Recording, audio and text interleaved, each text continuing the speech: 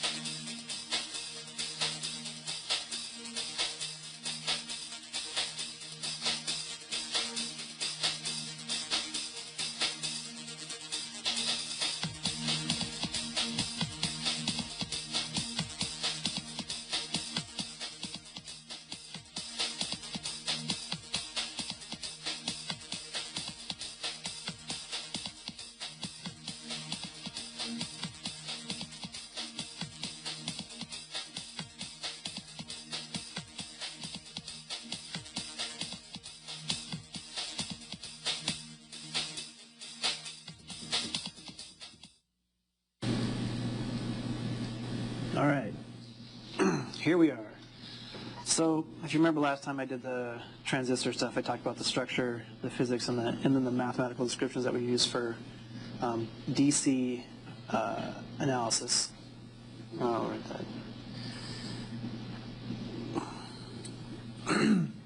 And so today what I'd like to do is tie some of the frequency analysis stuff with circuits and then transition to transistors in what we call the small signal model, which is what we use 99% of the time when we're talking about radio frequency stuff and amplifiers and that kind of thing. So to start off, let's consider a capacitor. So the current voltage relationship for a capacitor is like this.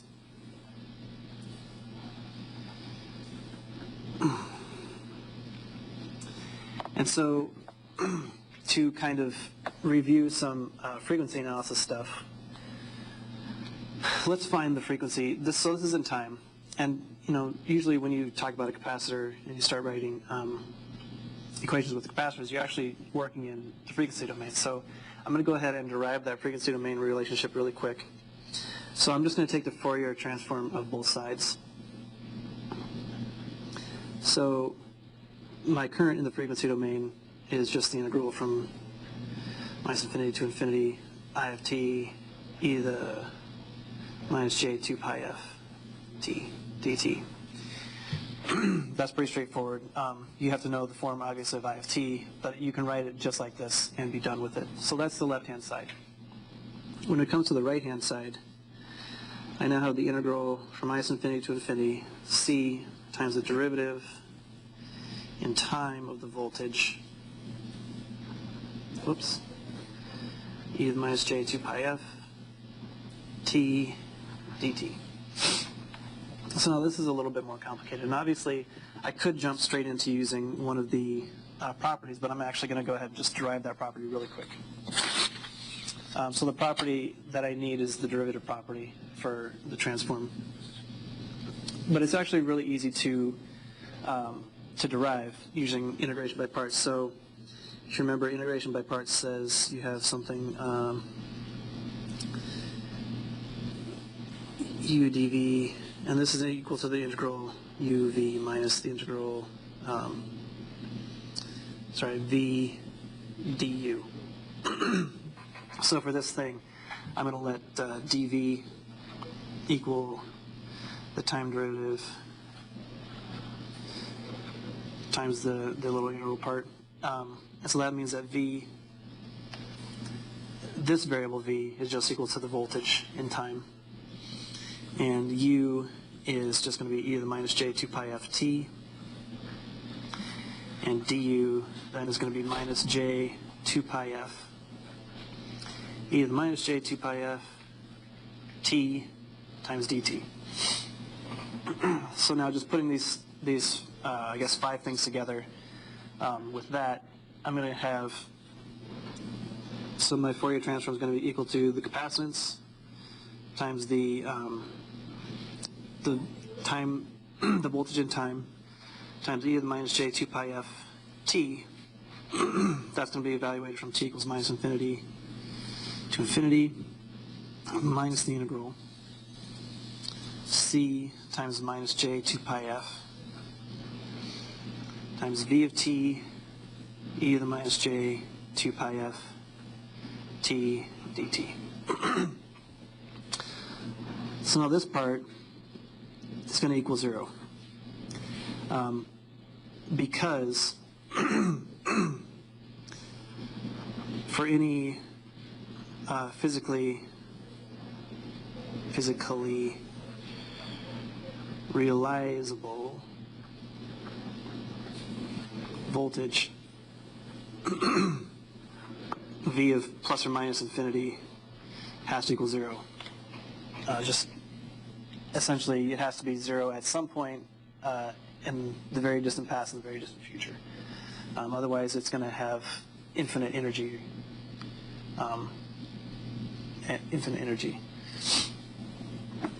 So what I'm left with is my Fourier transform of the right-hand side is now going to be j c 2 pi f times the Fourier voltage. And if I set this equal to I of f, I get my standard equation, which is basically this rearranged. So it's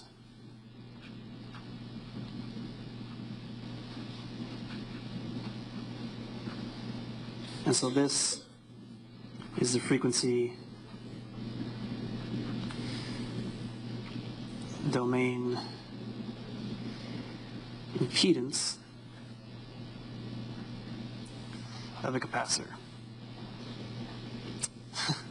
I'll need one. Of a capacitor. Okay. So there's my review of the Fourier stuff that we've done already. And hopefully a reminder of capacitors. Now for inductors, I won't go through the whole thing again. But the inductor current voltage relationship is like this in time.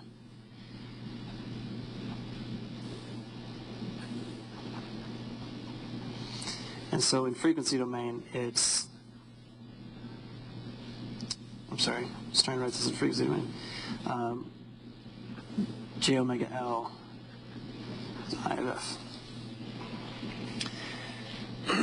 And so those are the things that you'll most commonly use when dealing with circuits that have capacitors and inductors.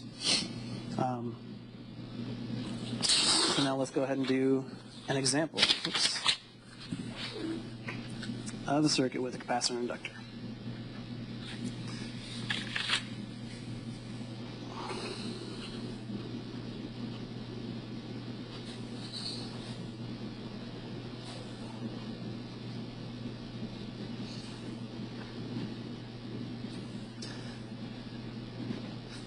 There's my wonderful title. Frequency domain circuit analysis example. So in the frequency domain, we have to have a variable source, and then we just have whatever components we have. In this case, I'm going to use this circuit. So I have an inductor here, capacitor here, and some resistor here. And I'm going to look at the output here across the inductor, actually across the parallel combination of the inductor and capacitor. So if I consider that pair,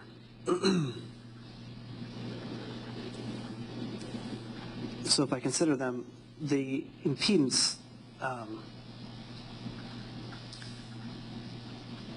of the parallel combination is just going to be this.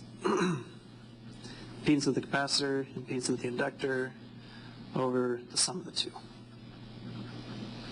And if I just substitute in the values, the frequency domain values that I just reminded you of, it's going to look like this. So I'm going to have 1 over j omega c for the capacitor, j omega L for the inductor, and then the same thing on the bottom. So for the sum rather than the product. And then usually, to simplify, you don't usually like to have fractions in the denominator of an expression like this. So I'm going to multiply it by j omega c on the top and bottom. And that actually makes things a lot simpler. So I'm going to end up with j omega L on the top. And I'm going to have 1 minus omega squared LC on the bottom. So that's the parallel combination of these two components. So now, in order to find V out, I just need to do a voltage divider between this impedance and the resistor. So V out is going to be V in times that mess that I just made right there, j omega L over 1 minus omega squared LC over R plus the same mess, j omega L 1 minus omega squared LC. And then again, we don't like to have the fraction of the denominator, so let's simplify this. I have V in j omega L over R plus j omega L minus omega squared LCR. So that's my input-output relationship. And now, further, when we're talking about frequency domain analysis, we usually want to talk about impulse responses.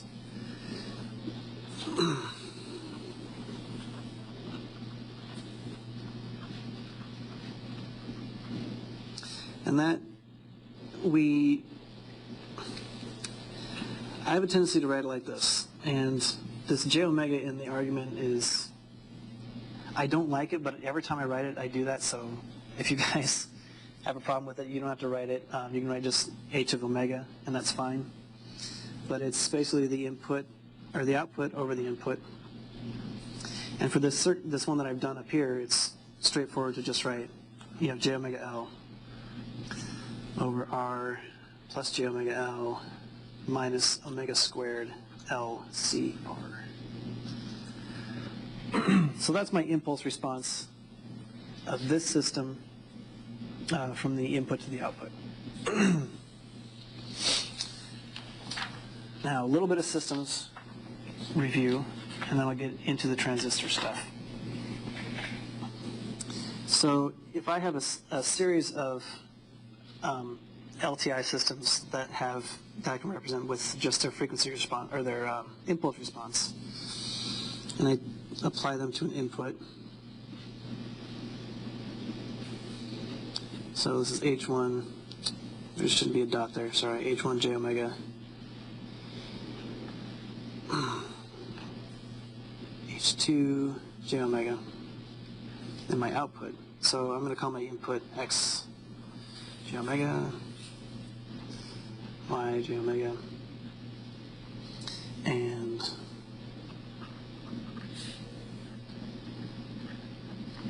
if I look at what's going on here, in frequency domain, at this point, the signal is X of j omega times H1 of j omega, and my output is simply my input times the first system times the second system.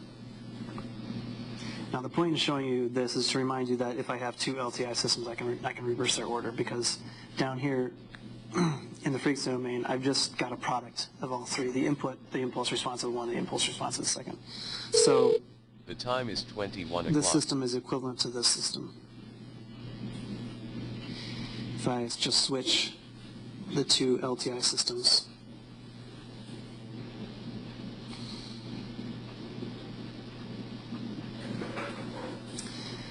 and my output is going to be the same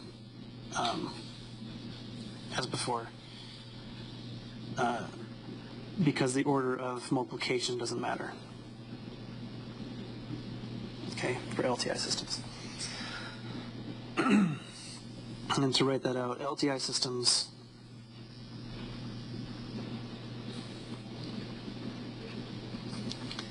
may be transposed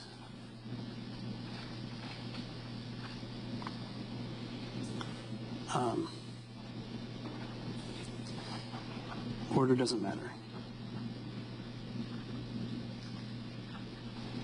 Now, when we're working with radio systems and anything that has a mixer or anything like that in there, this kind of goes out the window, right? Because the mixer is not an LTI system. It's a multiplicative in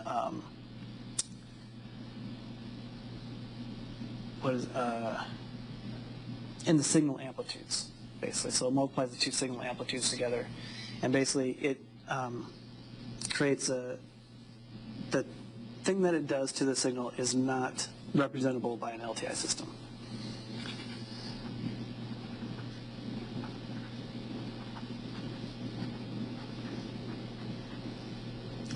They produce a product of two signals.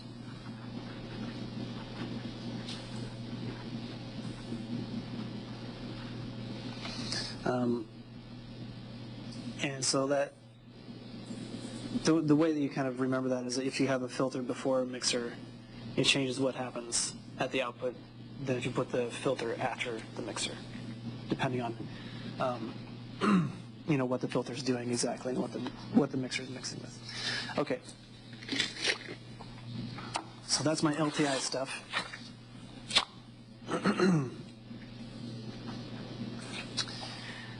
Now to transistors.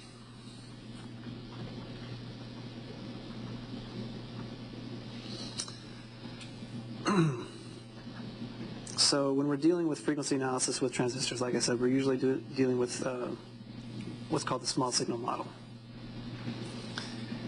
And for our purposes, we're going to be mostly dealing with MOSFETs, so I'm going to do this for MOSFETs.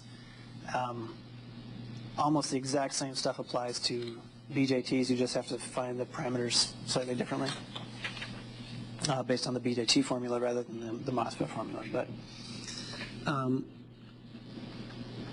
it's important to note that usually when you're doing small signal analysis for a transistor circuit, you're dealing with the transistor that is in the saturation region. And so the current voltage relationship is like this.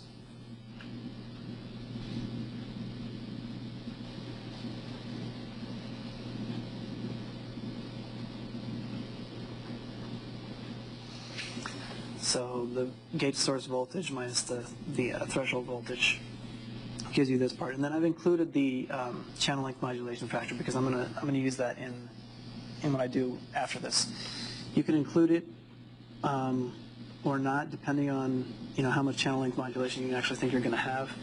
It's really kind of up to you to figure out whether it's right to use it or not. Simple analysis, you don't worry about it, but more exact analysis, you're going to want to keep that in there. So the components for the small signal model are found by taking derivatives.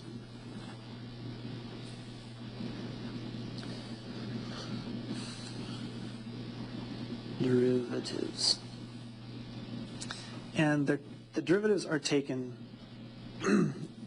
with the assumption that you have some operating point DC. So DC operating point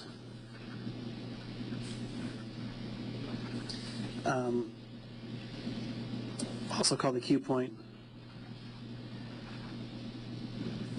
assumes, for example, that IDS equals some IDS DC plus,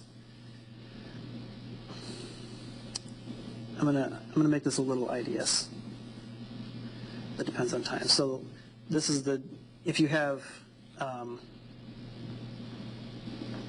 a signal coming into the circuit, you want to use the DC value of IDS, which is just this part, and leave the time varying part for the small signal model. More importantly, usually you have VDS, which is defined in the same way. You have some VDS, which has a DC value, and then a time varying value. And same thing for VGS. If I can just, I guess, be explicit about everything. So these values would represent the Q point, and they determine the actual parameters of the small signal model once you actually get to it. So find those small signal components by taking the derivatives of the current voltage relationship, like I said before. So here's one that is very important, the derivative of IDS with respect to VGS. If I work through the derivative from above, I get this. So the square just comes down and cancels the 2, and then this part goes away because VDS is considered not to vary in this case. So let's see. Oh, so that we usually call GM, and that is its transconductance, or a voltage-dependent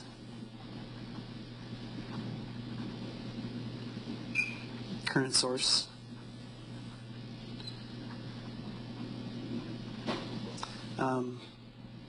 And basically it goes from the, so you're looking at IDS, so you're looking at something that goes from up here, the drain, to the source. And it's the value of the current going through there is this. So it's this GM value times whatever the signal component of VGS is. So another one of those that we want to look at is this one, derivative of IDS with respect to VDS. This one's a lot simpler. I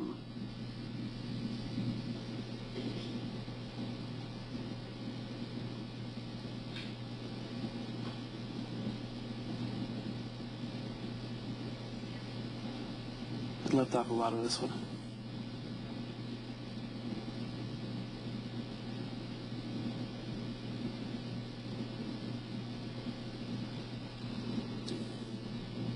I think I wrote this down, but I think this is actually not quite right. So it's lambda times VDS, but actually it should be, if I look at this thing, it should be lambda VDS times all of this stuff, right? I believe. So all of that kind of has an effect on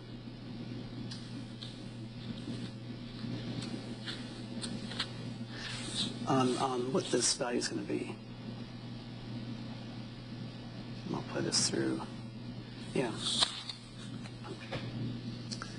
So I think that should actually be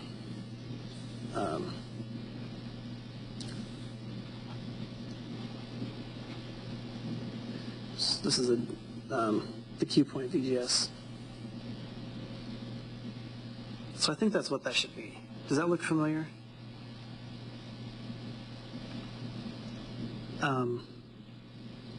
Let me write this. I'll double check this one. I just realized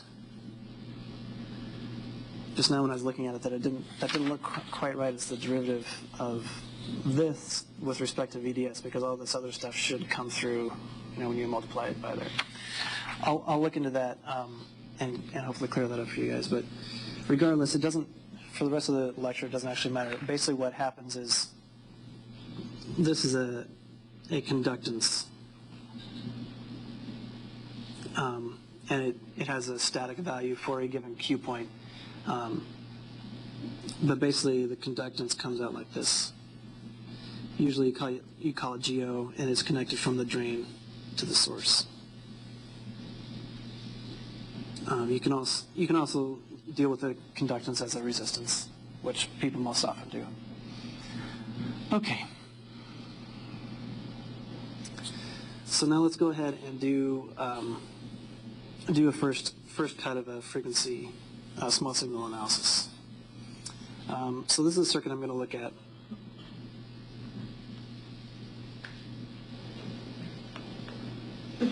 whoops, it's a poorly drawn resistor right there. This resistor is R, this one's R1. Then over here I have my signal voltage and then a DC biasing voltage right here. So this DC biasing voltage will be the one that I use to determine the Q point along with this VDD up here. So once I've done that, I need to draw the AC circuit. And I'm going to use the low frequency circuit here.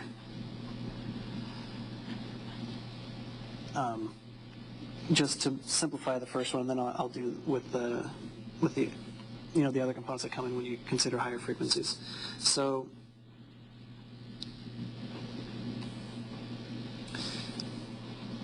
this particular part of the circuit stays the same.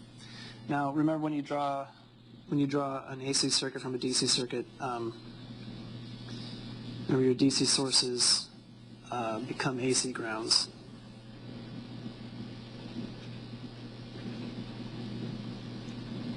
And I think that's really the only major change, aside from substituting in the small signal model. So this is the gate of the transistor. And across here I have VGS. So this end is the source. Then I have that generator, GM VGS. And then I'm going to use it as a resistance, a channel resistance here. And then the resistor up here. So this is R, this is R naught. And my output voltage is right here across R naught. Okay. So in this case, because of this being an AC circuit and the fact that I don't have any resistors down here, R naught and R are parallel.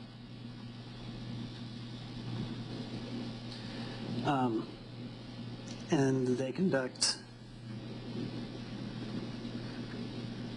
current GM VGS. So if I want to write the output voltage of this, I can write it pretty quickly. So it's the current. It's actually, I could have just written it instead of writing that sentence right there. Okay. Now, simple enough for this circuit, VGS is actually Vin, which I forgot to label right here. Since there's not going to be any current flowing through here because of this open right here. So that lets me write the system response for this almost directly. And I'm going to put this is low frequency. And so it's R naught parallel with R times GM. Simple enough, right? It's a little amplifier with amplification, sorry. R naught R parallel with R times GM.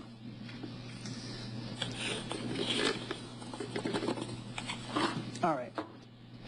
So now what happens when we start looking at higher frequency models? We start getting more components in the small signal model. And those come from basically from the geometry of the model, which isn't taken into account as part of the DC equations which we have from before. So I'm going to redraw the circuit.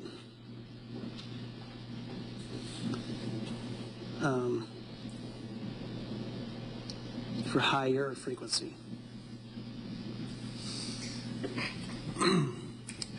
So the left part over here looks basically the same.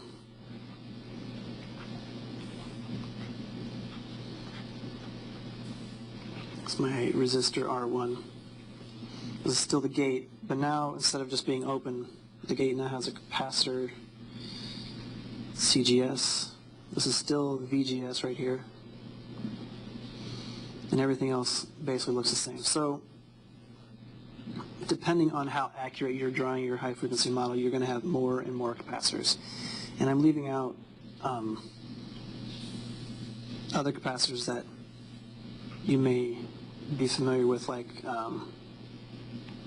a gate to drain capacitance, which would be connected right here. And I'm doing that because I'm kind of cheating, because it makes the analysis quite a lot more complex. So this is GM VGS.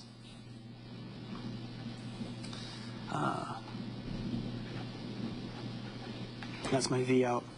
It's supposed to be taken across from here to here, but R and R not are parallel again. So actually for this one, the output equation is actually exactly the same. GM VGS R not parallel with R. It's just the fact that now VGS is different. And VGS is why I did all that other stuff before, is a voltage divider between this resistor and this capacitor right here. So it's Vn times the impedance of the capacitor, 1 over j omega c, over R plus 1 over j omega c. And simplifying, or beautifying, I guess, we get 1 plus j omega RC. So that's VGS. So I can just substitute that in right there, find that V out is equal to V in R naught parallel with R times GM over 1 plus j omega RC.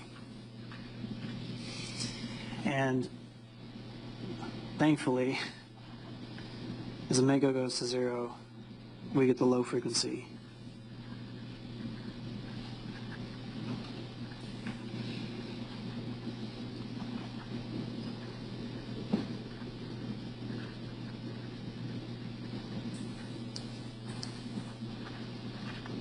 It's a low frequency model. So when you're looking at circuits in this course, usually this model will be good enough, unless you find out that your gate to drain capacitance is an actual issue, in which case you'll have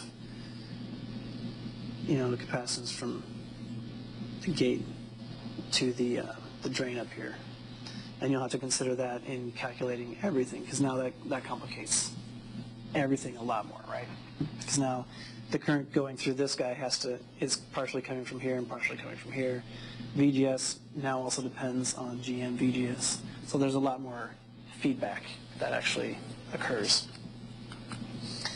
And that's exactly why I didn't include it here, is because it probably would have taken me the entire course, the entire time just to do that one. Okay, so let's continue on. I'm going to use a little bit more complicated circuit now for what I'm going to do next. It's going to be a source follower, and I am going to actually use CGD, but I'm going to talk about, instead of talking about the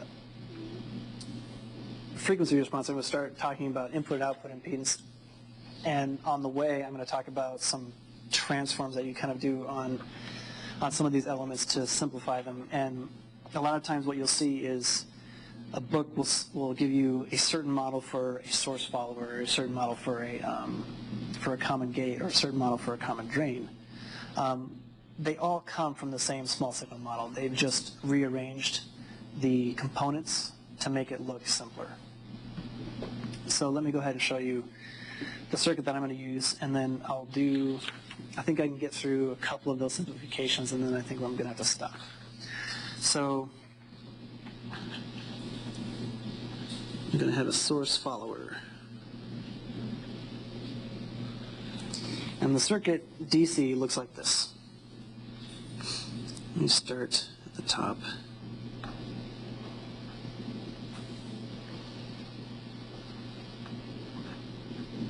I'm going to explicitly ground my bulk.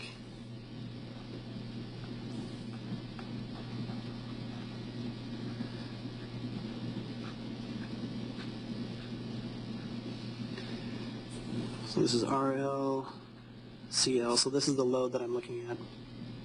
So my output voltage is going to be here. And then on the input, I just have a resistor, I'm going to call it the source resistor, and then I have, just like before, I have my signal and my biasing. And I'll talk about this stuff later on, probably next lecture, if I get through all this stuff. So that's my circuit. So now I'm going to draw the small signal model, which is kind of a mess.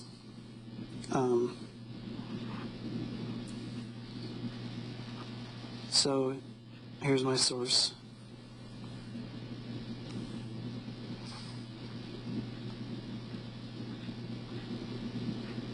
Here's CGS, and across there is VGS.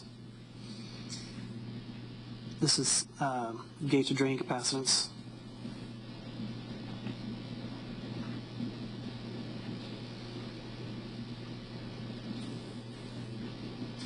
And now we have a whole bunch of, actually I have one more thing here.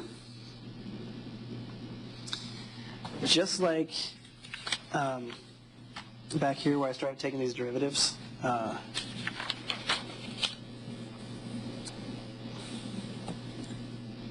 DIDS, VGS, the threshold voltage actually depends on the bulk voltage. So the bulk voltage actually creates another generator. That's why I noted this, that I was explicitly grounding that. So this is another generator that comes up from the bulk to source bias.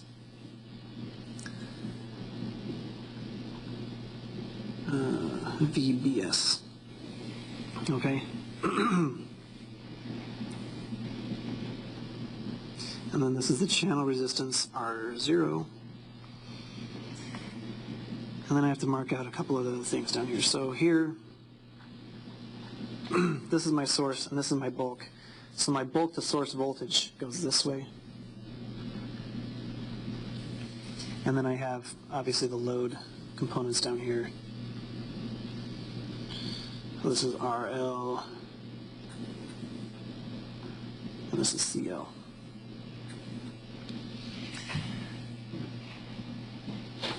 Yes? The second current source?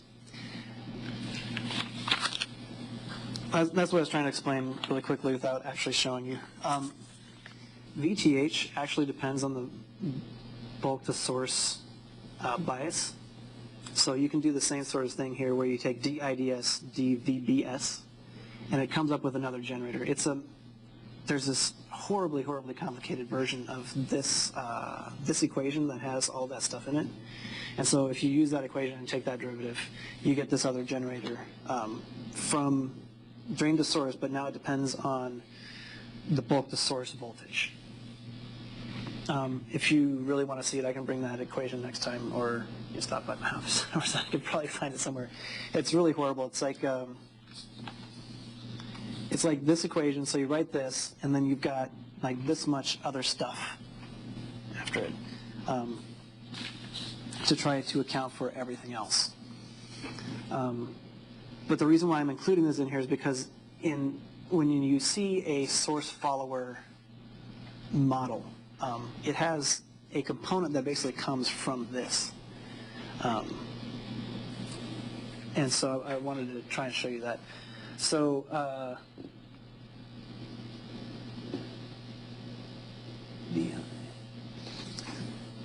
so this guy is grounded up here. And then there's a voltage right here that I want to mark across CGD. I want to call that VI. Sorry, I'm getting a little bit cramped here with everything I'm trying to draw. But basically, simplifications that I want to note here: VGS is equal to VI plus VBS,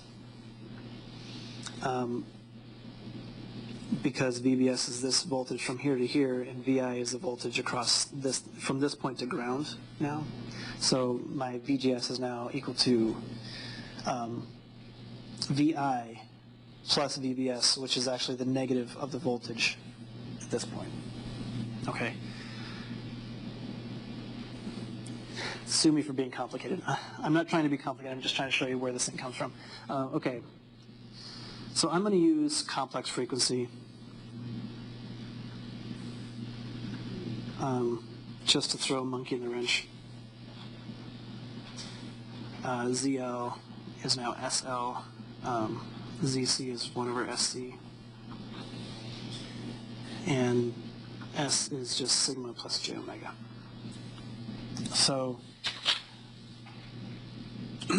that's how I'm going to write my equations. It's not really important that I do it that way. It's just to remind you that there's another way to write those things. This is basically the Laplace Transform version of those things that we've seen before. So for the generator that is hooked up like this, so it goes, here is VBS, it goes down, I'm sorry,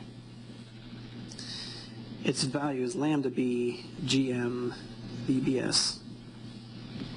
And if you look at how VBS is connected, ground is the positive side and this side is the negative side. So VBS is actually from here to here, VBS. So if I look at its contribution to IDS, I have VBS over IDS is lambda B GM. I'm sorry, 1 over that. And so what you usually do is you usually just consider this to be a resistor. Because when a current source depends on the voltage across it, it's basically just a resistor. So the other generator, and this is the one that they really mess with when they try to make that other model to make it look simpler. You have this. You have GM, VGS. And now I told you that VGS can be decomposed into VI and VBS. So if I do that, I have two generators.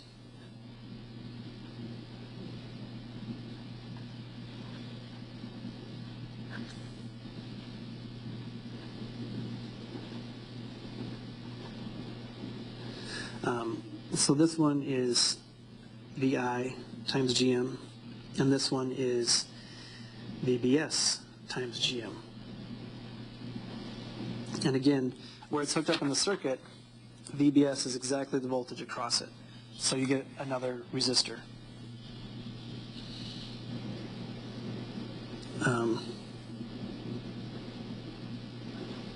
So that's VBS right there. So this guy becomes just another resistor.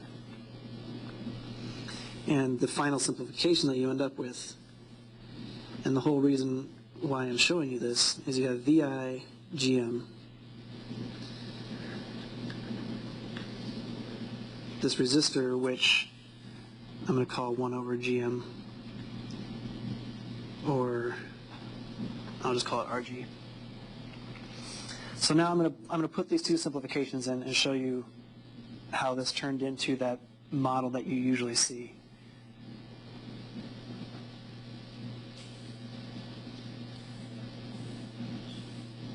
Okay. And when you do this, you actually end up switching the direction of a lot of things. So I'll try to note all of those when I do that. So there's RS. All that stuff's the same. Now, here's where things start to look a little fishy. I'm going to put VI here, which means that this capacitor is the gate to drain capacitor. This is CGS. So now I have my source on the top. this generator goes from the drain to the source, so it goes up. Now it's VI GM. Thank you. And then I have this whole mess of resistors now. So I have this resistor, and it turns out that these resistors are actually in parallel with those. So I have one resistor, two resistors, let's see, 1, 2, 3, 4 resistors.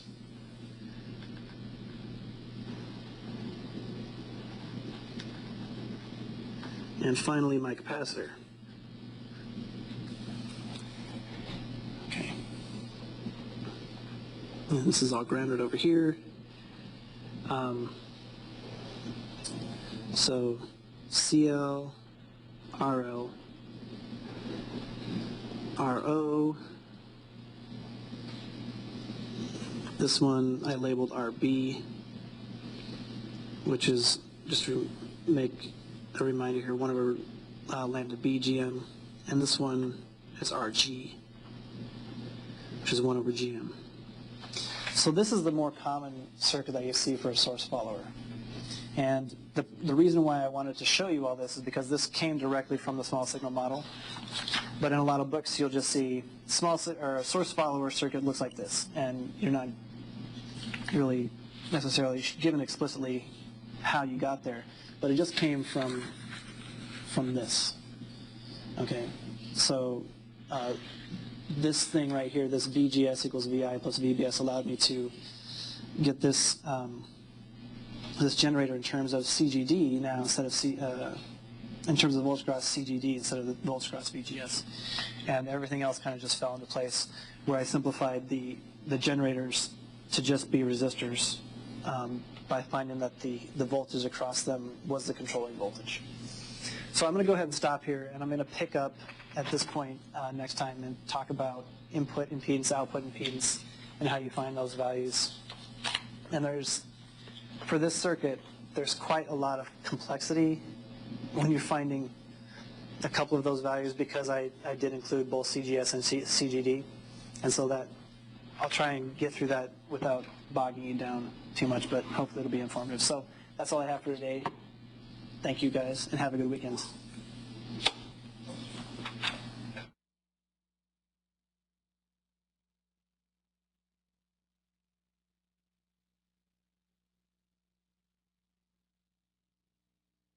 This concludes EE5 PowerPoint discussion on Friday, June 21st, 2014.